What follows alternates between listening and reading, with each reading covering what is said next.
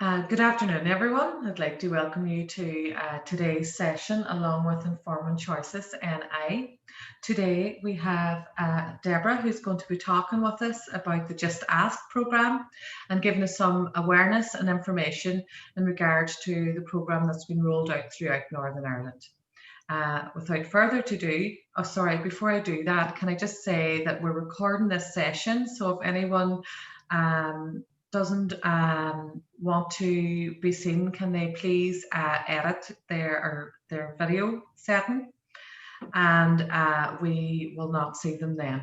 There will be an opportunity at the end to ask some questions, but you can use the chat box to express your interest in asking questions, and therefore then we can prompt you to unmute when the time comes for questions and answers.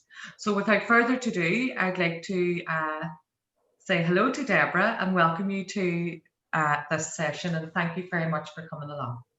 Thanks very much, Louise. Thanks for having me. It's a pleasure. I hope it's a pleasure for you all after this hour. So I work on the Just Ask project, which is funded by the Public Health Agency. I have been doing this work now for 17 years. The Just Ask project is a relationships and sexuality education program. We work specifically with people with a learning disability, learning difficulty, and autism. We also work with parents, carers, family members. And RSE is a subject that people tend not to like to talk about. It's one of the taboo subjects, or sensitive subjects, as some people call it. But I'd like to talk to you when he's all over today about RSE and how important it is. So I'm just going to share my screen here and tell you a wee bit about the project.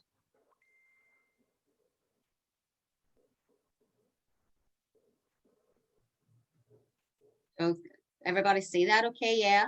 Yeah. So the Just Ask project, it's a unique relationships and sexuality education program.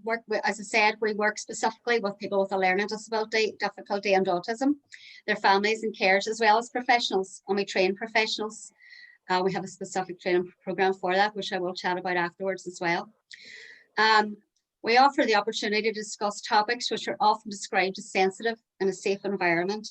Now, talking about sensitive, so the skill curriculum around RSE has sensitive subjects, and one of those sensitive subjects that can be opted out of is puberty, which is a crucial part of information that people need.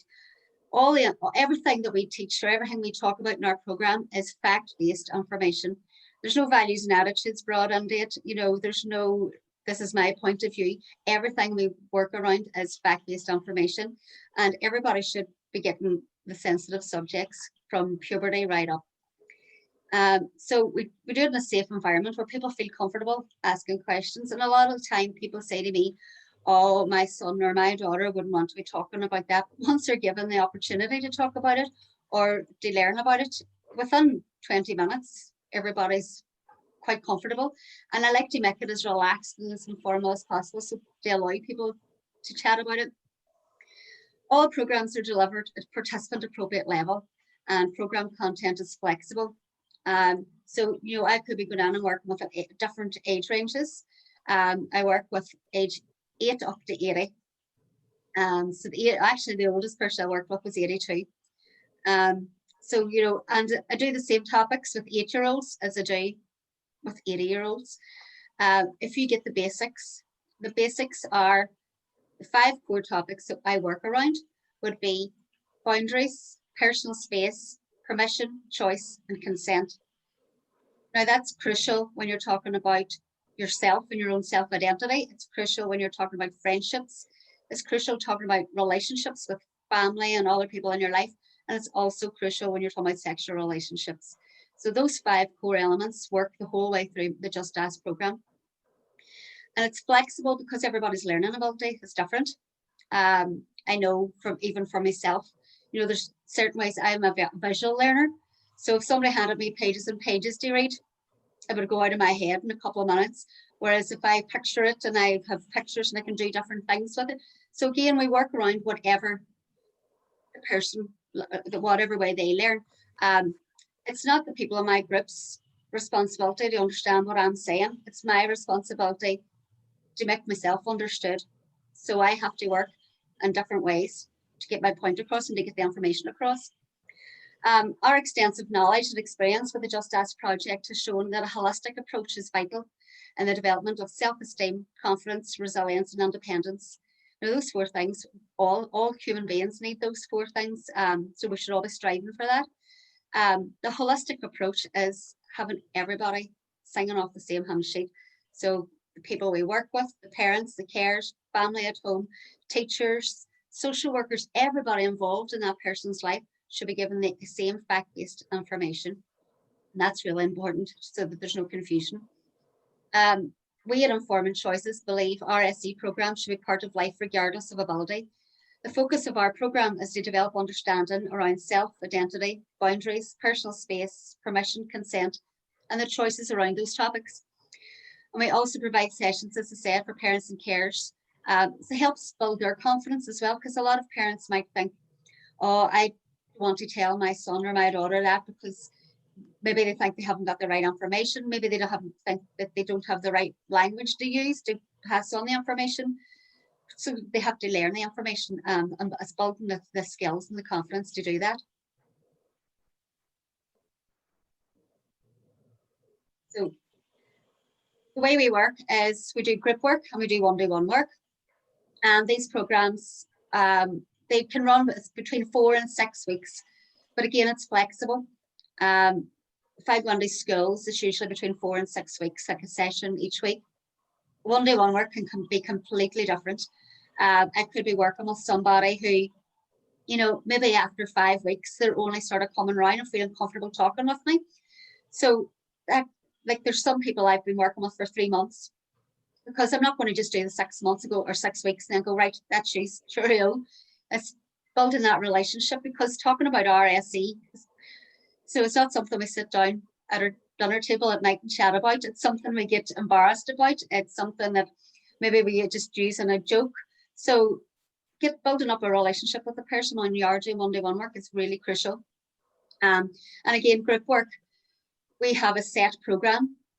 So like say week 1 we do this, week 2 we do that, week 3 we do that. But if I think that after the first topic hasn't been understood or people haven't got a handle on it, after 3 or 4 weeks, I'll keep working on that. I won't move past the topic until I'm sure that everybody understands the important part of it. So sessions can be tailored to the group, not the group tailored to the program. Parent programs can be delivered on a one-off information basis, or they can be run over 46 weeks, you know, for more in-depth work. Now, what I find sometimes doing, if I go in for a one-off parent session, might be that this is probably the first time they've had the opportunity to sit down and chat with all their parents around RSE about things that are happening in their house or with their son or daughter, and they think they're all on their own, and then they chat to all their parents and they realize that, you know, everybody's going through the same kind of thing. And sometimes I just take a step back and let the parents talk amongst themselves for that one-off session, and then come back another week then, you know, to deliver the information, because it's about getting the parents to realize that they're not on their own. There's a lot of fear out there around RSE, and parents have a lot of fear. Anybody who's a parent, you know yourself that it can be so difficult knowing that your child's growing up and they need the information, and you're trying to do your best. Do not wrap them in cotton wool and protect them. The way that you can protect them is by giving them the information. And that is really, really important, giving them the information. I once worked with parents who had 2 daughters, and one daughter had autism and one daughter didn't. And they had given the daughter without autism all the RSE information that they knew, that they looked up things, they gave her all the information, but they didn't give the daughter with autism any information, because they said they wanted to protect her from that world. But after working with them and talking to them and making them realize that without the information, they were leaving the daughter with autism more vulnerable. She probably needed the information more, because you need to have that information to protect yourself. And it's about using the proper words for body parts and stuff as well. People make up, every family has the different names for the private parts of the body. But it's so important to use the proper words. And research has shown that using the proper words for body parts, you're less likely to be abused because somebody has taught you that. So there's a level of communication there with somebody who's educated you and given you information. So, you know, the proper, sometimes people feel uncomfortable talking about the proper body parts words. They're just words.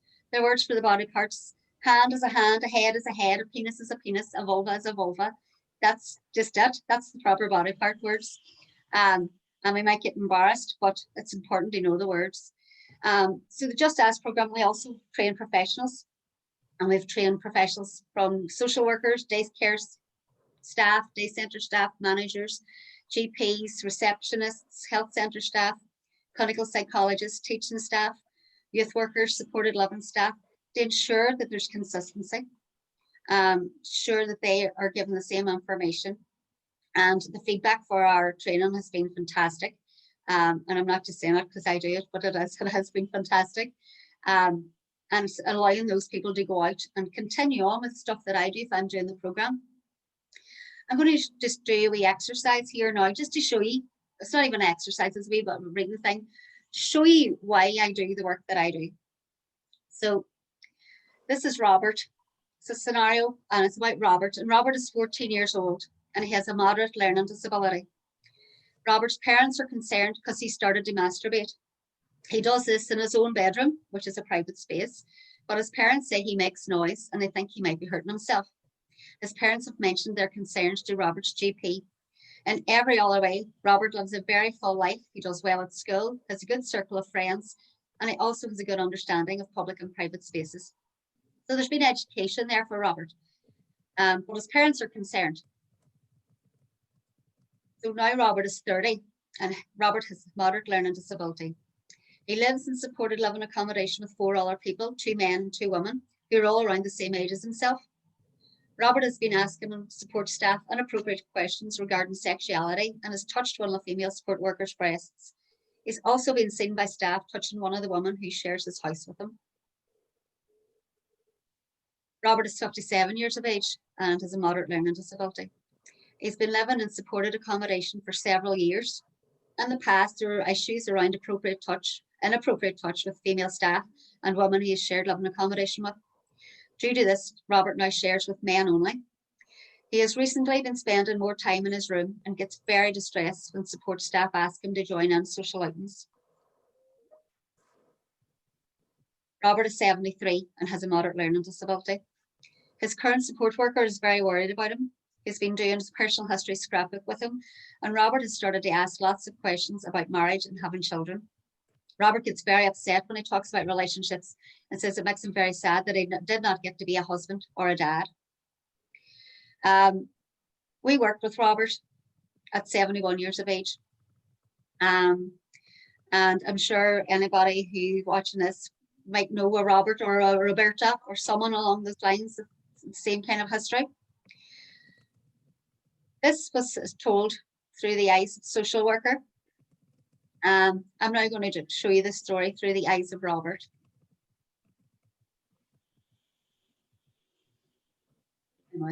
There we go. My name is Robert and I'm 14. My parents are concerned because I've started to masturbate. I do this in my own room, but my parents say I make noise and are worried that I'm going to hurt myself. I'm not, but my parents have told my doctor. I have a good life and lots of friends. I enjoy school and I've learned all about public and private.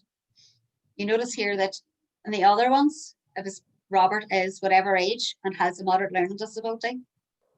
Robert doesn't say it like that. So social worker had told the whole way through that Robert had a moderate learning disability.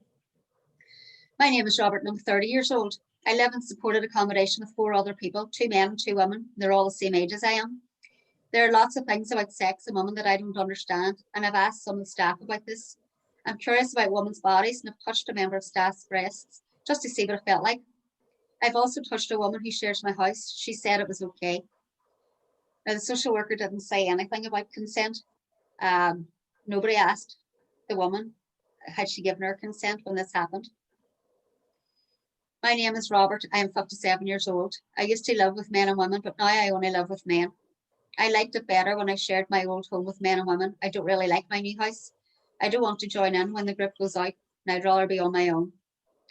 So through everything that's happened now, Robert's mental health is suffering. And just because he wasn't given the information that he wanted or needed. And my name is Robert, I'm 73. I've been doing a scrapbook with my new support worker, and it upsets me to see that I've never had a relationship with a woman. I would have liked to have got married like some of my friends and had children like they do. I feel sad and alone as I have no family of my own. You know, it's very sad that Robert was left all these years like this. One of the things that struck me about this case with Robert was that when he was 30, he inappropriately touched somebody. And when he was 73, 71, it's still on his notes. So, 41, 43 years later, the fact that he inappropriately touched somebody was on his notes, which is a disgrace. So that was something that people were like, well, look, he inappropriately touched somebody. We'll have to keep an eye on him. He did it once and it stuck with him. This is why we really need, when people do risk assessments, and I know any staff out there who work doing risk assessments is a big part of the job. We have to understand that people may go, can you imagine if you made a mistake whenever you're in your teens and that mistake still following you around after, now that you're an adult? It's not right. So we didn't start working with Robert until he was 71. When we should have been working with Robert way before, even when he was 14, we should have been working with him in primary school. And people often say to me, well, how can you talk RSE in primary schools? Very easy. You introduce choice, you introduce personal space. Who's allowed into my space? Mommy might be allowed into my space, daddy might be allowed into my space, my auntie might be allowed into my space, but only if I say so, because I'm only allowed into their space when they say so. So it's teaching about personal space, it's teaching about public and private, and permission and consent. Those are the things. And I actually do work in some special educational needs schools and in the primary. And, I work with them every year right up to transition. And they remember me, they remember the messages each year. And if the staff are trained and the class assistants are all trained, they can keep the Just Ask program and the message going while I'm not there. Because I know myself now, if I did a course from 6 months, only half of it would stick with me. So it's important that I would have all our people there to help me to remember. So if the teaching staff are all learning and trained, they can keep the program going. So that's Robert, and that's the reason we do our job. We want to minimize what happened to Robert. We don't want people in their 70s or their 50s or their 40s not feeling that they can talk about stuff. All Robert wanted to do was ask one of the staff in the supported living about women and the women's bodies, because he was curious about it, because nobody had taught him about it. If Robert had been given the information about bodies and about body changes and about relationships and sex and sexuality, he probably wouldn't have touched that person. He might have touched the person, but he might not have. So this is the reason why we do our job and why it's so important. And we need more people out there giving the message. What I would like to do next, if it's all right, if people wanted to unmute themselves, is that all right, Louise? So we can have everybody unmuted. And I'm going to show you a picture. And I just want you to tell me what you see in the picture. So this is the first picture. So what do you see? Woman. See a woman? Yeah. Does everybody see a woman? No. No, I don't. No. What do you see? I see a man. So you see like a man. I see a man playing a musical instrument. Yeah. Like a saxophone or something. Yeah. Okay, so do you see this is an eye, and this is an eye, and this is shadow of her nose. Yes, yeah. And the side of her mouth. Yeah. So the woman's looking straight on. Can you see that now? Yeah. Yes. Yeah. Did everybody see the man playing the instrument? Mhm. So everybody's seen that, but you didn't see the woman's face. Okay, so the next one's a wee bit more detail on it. So tell me what you see there. Oh yeah. I see A a woman man with a looking out. beard. The man with the beard, yeah. I think I see a woman looking out onto what the tree. She's sitting on grass, and then she's looking out towards land or Yes. something. Yeah. Yes, it's a woman with a hat as his nose. Yeah. Yeah. Mm-hmm. Can you see anything else? Tree stump. Yeah, his mouth. Here's the tree stump.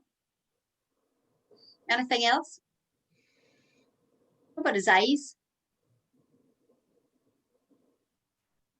His eyes are wee huts. You Yeah. look, the wee roof. And his ear is like the roots of the tree as well, too. So his hair is the tree and his ear is the roots of the tree.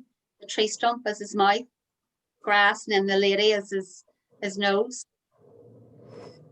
So don't always see things first off.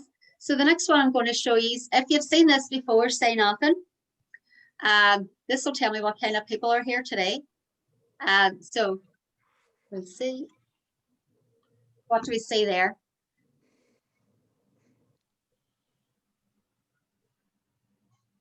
So what can you see? What's the A first thing that you man. see? I see a naked woman. See a naked woman. How do you know it's a naked woman? I can see her breasts. Okay. What else do you see? A man behind her.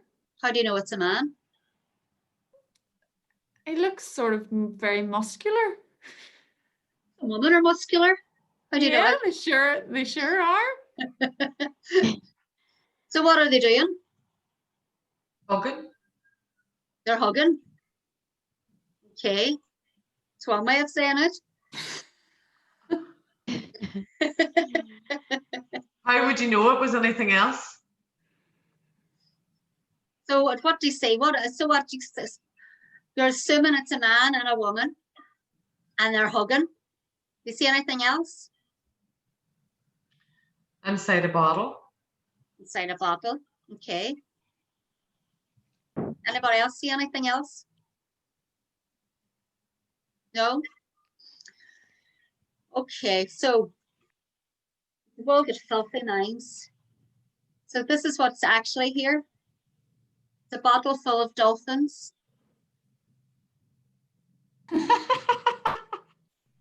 So the shaded in areas. So the shaded in areas are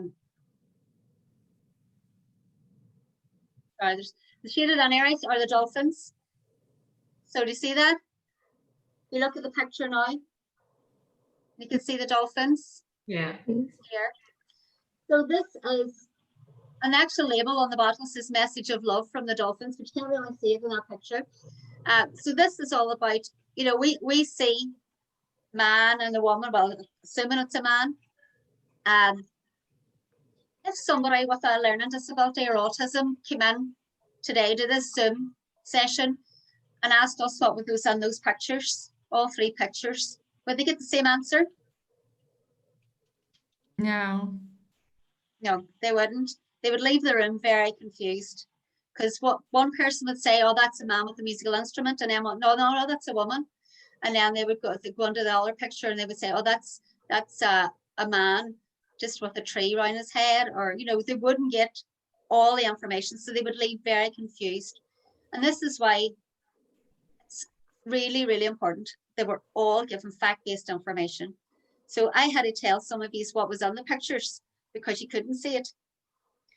So we need all to be, so say we all now went out and told somebody, like even after this Zoom today, we'll all be giving people different bits of information about what happened. So it's so important when we're doing relationship and sexuality education, we're all given the same information. And when you're given fact-based information, it'll be the same information. It's how you deliver it. You know, you might deliver it visually, you might deliver it in different ways through DVDs and explaining. You might do it with writing or making collages, but you're still given the same information. And that's what's important, that we're all given the same information. I'm given the information, you are given the same information, the schools are given the same information, homes given the same information, so that there isn't any confusion. And we all see the dolphins, and we all see the man with a woman and the huts for his eyes, and we see the saxophone player. You know, it's so important. Consistency is really important, and it's easily done. It's easily done. The information's out there, so it is very easily done. So this is what we provide at the minute. During lockdown, we did transferred everything onto Zoom because we couldn't do face-to-face. I'm back out doing face-to-face sessions at the minute. There's some groups allowing me in, and there's some schools allowing me back in after Christmas as well. So we do group sessions, we do one-to-one sessions, the parent and care sessions. Then on Zoom, I can do groups, one-to-ones, and parent and care. Telephone sessions. Sometimes people haven't got, you know, they mightn't have a laptop, they mightn't have access to the internet, they might just want to chat on the phone. We do email support, do WhatsApp calls, assist them with resources and activities. There's loads and loads of resources out there. And sometimes people come to me and go, oh, can you give me a resource for this? Or can you give me a resource for online safety, which is a big one at the minute, because of lockdown and because this year has been the way it has.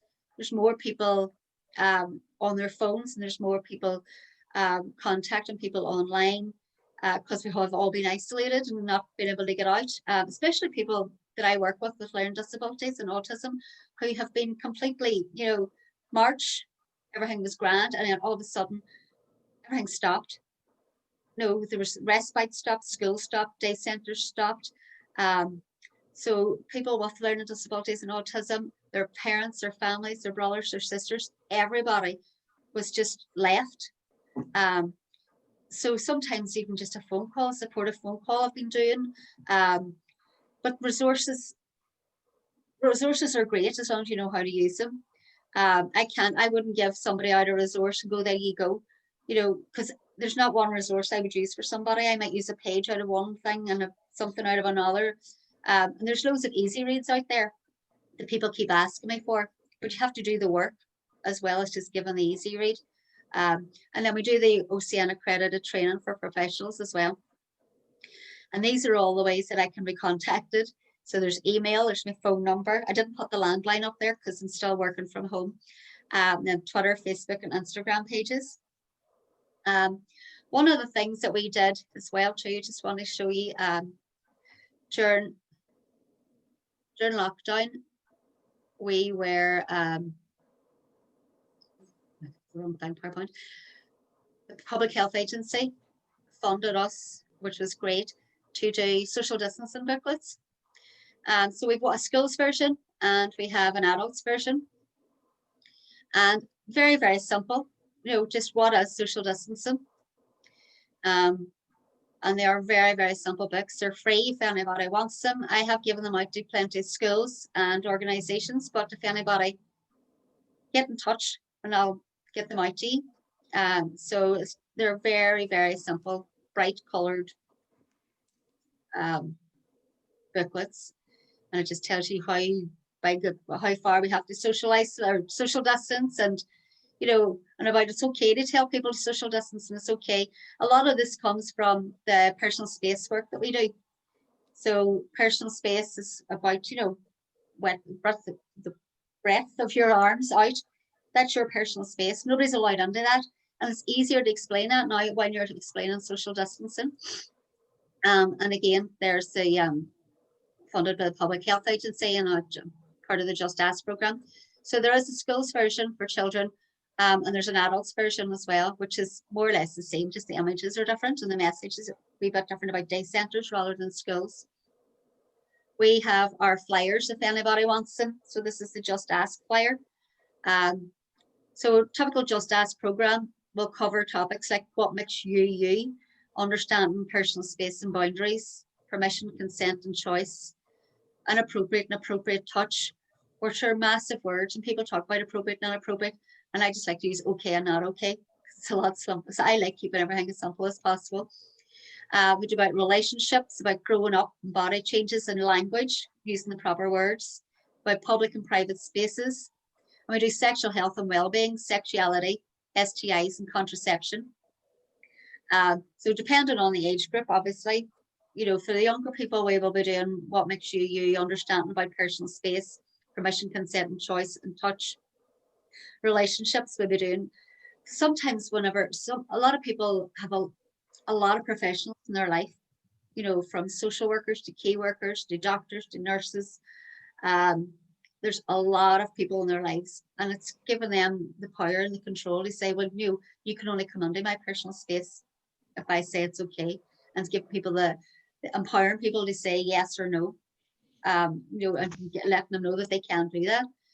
Because there's a lot of, I find, learned compliance with people with disabilities, because maybe their whole life they've had people doing things for them, and the people telling them that this is what you should be doing. So then when somebody tells them to do something, they'll just go along with it. So it's getting people to stand up for themselves and go, well, actually, no.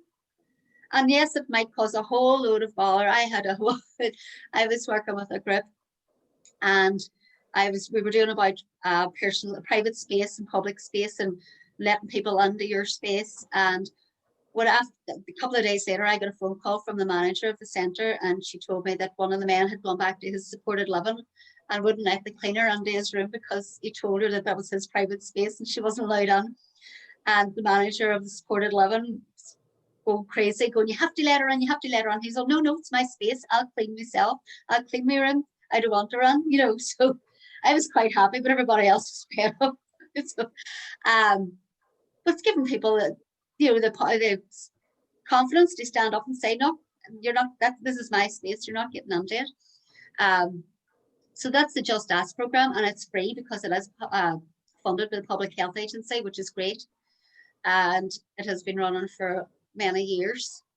And we have the Parents program. And the Parents program can be similar to the Just Ask program if some parents would like to know exactly what their young people are going through.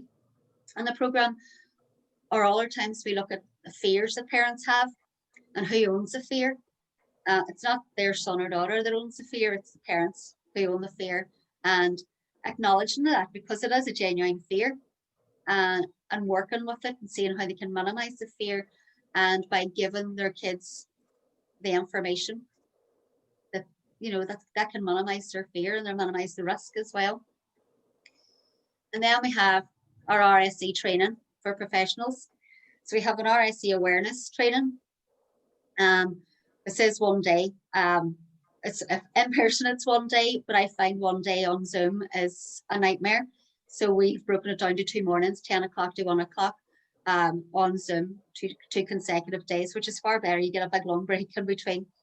And it explores, it's not about training people about RSE, it's looking at our values and attitudes, and where our values and attitudes and where we learned about RSE and how this can impact on the people we work with. We also then have an accredited program development training. And again, I love that wee picture at the bottom there about resources. It doesn't matter how many resources you have, if you don't know how to use them. There's a man standing on a load of ladders trying to climb over the wall, you know, so he's got loads of resources, but he's not using them properly, so they're useless. And then we have our accredited training.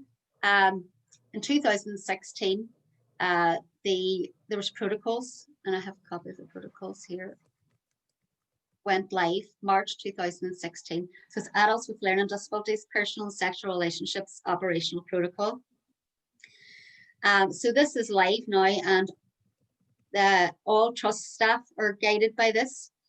And it's there to support people with learning disabilities and autism. It's also there to support the staff that they work with, that work with them.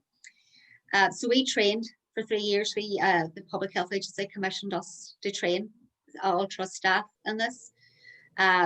It's about 57, 58 pages long. It's very in depth, but it's a great document. So, you know, say somebody say a man wanted to dress in women's clothes, and everybody in work was saying, no, you can't do that, you can't do that, you can't do that. why not? So I was looking at ways to support the person. There's loads. It's a rare, and if anybody wants a copy of it, I can send it out. Anybody who works in the Western Trust should be able to get their hands on it. It should be on their intranet. But again, because it's relationships and sexuality education, it seems to have been buried under lots of things. So I'd like to see, I'd love to do a massive big launch of it, because it is 4 years old, coming 5 years old. And not everybody who works in the trusts know about it. But it is a great document. So we were commissioned to do the training for that. So we did accredited protocols training. But we still have all our training is accredited with the Open College Network. And we can do individual training or in-house staff training. Okay, I think that's it, Louise. That's my talking done. If anybody has any questions or look, Deborah, I have a few questions in here now, so they've come to me directly. So I'll read them out if that's okay, Deborah. Absolutely. So you might have answered a couple there, I think, just near the end. So why is this not included in the school curriculum, Deborah? Well, the school curriculum, we actually, about 2-3 years ago, we were getting all the special educational needs schools together to do up. There is a school curriculum, but again, as I said earlier, if the subject is deemed sensitive, then people can take their children out of the class, or the Board of Governors can, maybe not do it or skip over it. So everybody should be learning this. We should be doing it from primary school. I would even like to be good on it like P1 and doing just about personal space and having fun about learning about personal space. So that then, because when I'm going on then maybe in year 8 and working with people who have never done anything about personal space, it takes weeks, just to get that personal space, the very basics done. So I'm all up for lobbying with people to get it on the curriculum, because we were looking at doing an RSE curriculum for all the special educational needs schools. And I am in all of the schools in the Western Trust area, and most of them in the Northern Trust, delivering the Just Ask programme. But again, there's just myself. I cover the Western and Northern Trust, and my colleague Claire in Belfast, she covers Belfast, Southern and South and East Trusts. So there's 2 of us for the whole of Northern Ireland. So, if there was 20 days a week, 50 hours a day, I don't think we still get round it, because we're flat out. Yeah. But well, no, thank you for that, Deborah, and I'm sure there may be some people who might support you to lobby that's on here today or when this goes out, because this information session will be uploaded onto Disability Week for the public domain, so you never know what may come of this afterwards. Now, just to follow on, there's a couple of other questions just before we conclude. Now, you did say you would share the booklet, share the online version of the booklet, so that has been asked as well. So that can be done. We can get a wee link maybe that we can add. I actually have hard copies if people want me to send them out. That'll be great. People can contact yourself then, Deborah, if they're looking for a version of this booklet. Yeah. And also, can you share the resource, the document or link to the trust, that last document that you mentioned? Protocols? Of protocols. Yeah. That might be useful for people as well. Or are you suggesting if anybody wants to get that, to contact you directly? Well, even the protocols are they're regional for all the trusts, all the health trusts. So all trust staff should have a copy. So it's they are really just for health trust staff. Okay. But if people want to, every organization should have an RSE policy. And a lot, I've seen policies that are tucked away in IT folders and stuff like that. So I think every single organization should have a relationships and sexuality education policy for their staff. So if anybody wants any help in looking at that, or get in touch. No, that's brilliant, Deborah. I'm just going to maybe if we could share our screen again now in relation to, just so we can do the concluding comments with our individuals that's on. Deborah, I find it very, very informative myself in relation to the work that you're conducting. So I thank you personally for that. I think that this is a great addition to our Disability Awareness Week, and it certainly will open a door for further conversation, I have no doubt, in relation to the Just Ask programme. So I thank you for that, and thank your organisation and yourself for your contribution to this. I'm just going to open if anybody has anything that they'd like to say. I'll leave it a couple of seconds before I close down this event today. If there's anything at all, everybody's happy enough. And if anybody wants to contact me personally or anything, my details, please have my email address, get in touch. I'm always here. No, that's absolutely brilliant. And what we're going to do now is just, I suppose, end this conversation here today, and hope that many will be in touch with yourself and you continue to do the great work that you do to create that awareness of choice. Thank you so much. No bother. Thanks very much. Thanks, everybody. Thank you.